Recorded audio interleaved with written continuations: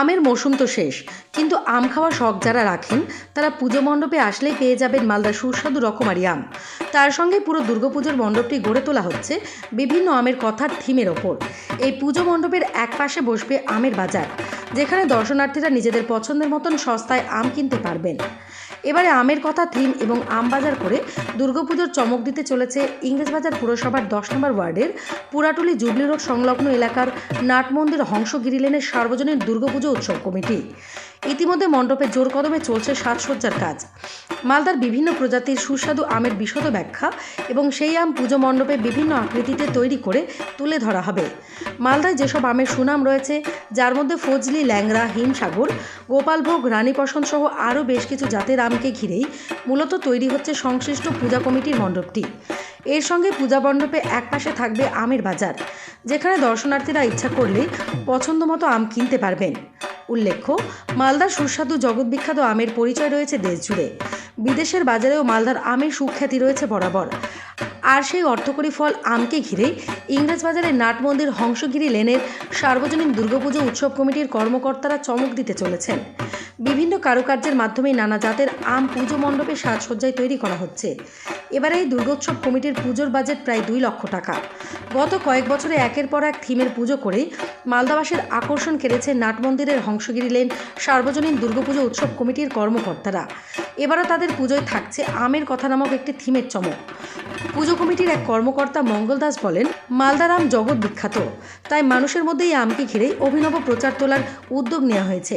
শুধু এই জেলায় নয়, বাইরের জেলা থেকেও বহু দর্শনার্থীরা মালদা শহরের প্রতিমা দেখতে আসেন। তাদের কাছেও এই আমের কথা নামক থিম তুলে ধরা হচ্ছে। পুজো মণ্ডপটিতে বিভিন্ন ধরনের আমের মডেল দিয়ে সাজানো হচ্ছে। নানান জাতের আম সম্পর্কে মানুষকে সচেতন করতে সংক্ষিপ্ত আকারে কিছু ব্যাখ্যাও তুলে ধরা হবে। এছাড়াও পুজো মণ্ডপের এক পাশে থাকবে আমের বাজার, যেখানে ফজলি, ল্যাংড়া, হিমসাগর সহ নানান ধরনের সুস্বাদু আম স্বল্প মূল্যে বিক্রি হবে। দর্শনার্থীরা ইচ্ছা মতন সেই আম কিনতে পারবেন। এবছর আমের মৌসুম থেকে এই ধরনের থিমের চিন্তাভাবনা করা হয়েছিল। মূলত হিমঘরে মজুদ রেখেই সেই আম এবারে দুর্গাপুজোর থিমের মাধ্যমে পুজো মণ্ডপে দর্শনার্থীদের জন্য তুলে ধরা হচ্ছে। মালদা থেকে উৎপল মণ্ডলের রিপোর্ট।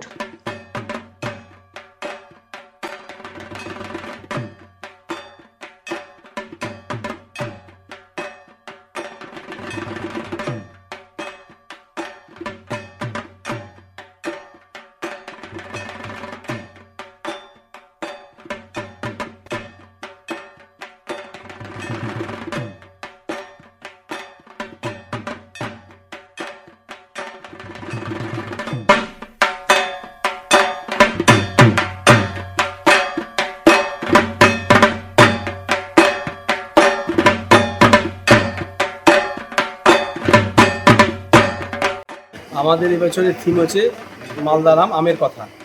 অর্থাৎ আমাদের অনেকটা এগিয়ে গেছে, আমরা আশা করি পঞ্চমীতে ফিনিশিং হয়ে যাবে।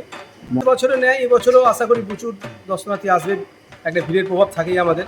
একটা নাটমন্দিরে প্রতি বছর যেভাবে দিয়ে আসি, সেই বছর এই বছর ভালো প্রভাব মালদাবাসীকে দিতে চাইছি আমরা। এবং যে মালদার যে আমটা সেটা তুলে ধরা হয়েছে এবং আশা করি অনেক তীর্থযাত্রী আমরা আসবে। মালদার যে সমস্ত বিখ্যাত আম আছে সম্পূর্ণ সামনে ধরা যায়, ন্যাংরা আছে, ফজলি আছে, আপনার হচ্ছে লখনৌ আছে, যে ধরনের সম্পূর্ণ আমের সব কিছু সব আমেরই তুলে ধরা হয়, সব আমকে ধরে এবং সব আমেরই ইতিহাস লেখা থাকে। এই আম বাজারে কি আম বিক্রি হবে? হ্যাঁ, ওখানে আপনার হচ্ছে সব রকম আম ডালিতে থাকবে, আমের একটা বাজারও থাকবে এবং আম সব বিক্রি হবে এবং ক্রেতারাও কিনবে।